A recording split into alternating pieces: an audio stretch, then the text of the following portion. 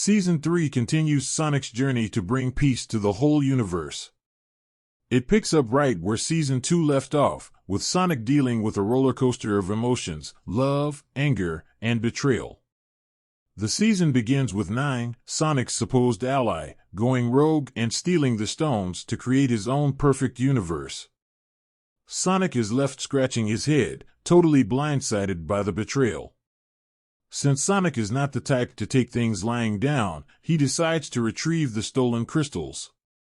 This sets off a power struggle between 9 and Sonic, and this pretty much sums up the entire season. However, compared to Season 2, Season 3 is not all doom and gloom, as this chaos perpetuates some unexpected alliances, like Sonic teaming up with the Chaos Council and even zigzagging alongside Shadow. As a cherry on top, Amy and her pirate crew also make a grand return in Season 3. One of the best positives of Sonic Prime Season 3 is that it sports a well-connected story that smoothly aligns with Season 2 and sets the stage for what's next. The story has its share of highs and lows, but it's put together in a way that keeps you hooked. All 7 episodes are short and sweet, immaculate for our busy schedules and short attention spans. The characters in Sonic Prime Season 3 are spot on. Everyone, be it a villain, anti-hero, or hero, is well-connected and written. Take Sonic and Shadow, for example. Even though they've crossed paths before in Season 2, it's like they're meeting all over again in Season 3. As for 9, at the beginning, he's painted as the bad guy, the one who steals the crystals and ends up destroying many worlds. However, as we move forward in the story, we see 9 from a completely different angle. We find ourselves in his shoes, understanding why he does what he does.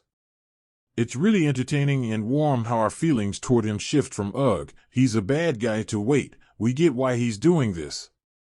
Meanwhile, the side characters like Amy and Shadow aren't typical follow-the-leader types. They have their own story and do their own thing. For instance, during a showdown between Sonic and 9, Shadow and Amy spontaneously decide to climb the fortress to protect Sonic. Also, there comes a moment when 9 realizes he needs Sonic's prismatic energy to complete the Paradox Prism. Instead of sticking to Sonic's plan, Shadow goes against the instructions. It's among the few thoughtful and calculated moves by Shadow that echo his own way of seeing things. Now, this is where Sonic Season 3 fails. Many shows wrap up every episode with a cliffhanger, or plural, to leave the audience with a bunch of burning questions, and Sonic Prime Season 3 is no different. In many instances, it feels like the chapters are teasing us, especially when the cliffhangers hit us when we least expect them to. Take the penultimate episode, for example, they cut it off right before 2 characters go head-to-head. While we initially ignore it, a few episodes down, it becomes downright annoying. Sonic Prime Season 3 isn't without its flaws. In the first few episodes, the battle scenes grab our attention with Sonic's impressive moves, zigzagging through the world, fighting off robots, and rescuing creatures during the chaos in New York. However, the excitement takes a hit when these scenes start feeling overly repetitive, almost like a never-ending loop. It's as if someone has copied and pasted the same formula into different settings. The lack of innovation in the battle scenes becomes obvious as 9 repeatedly orders his robots to catch Sonic, and the blue blur manages to escape.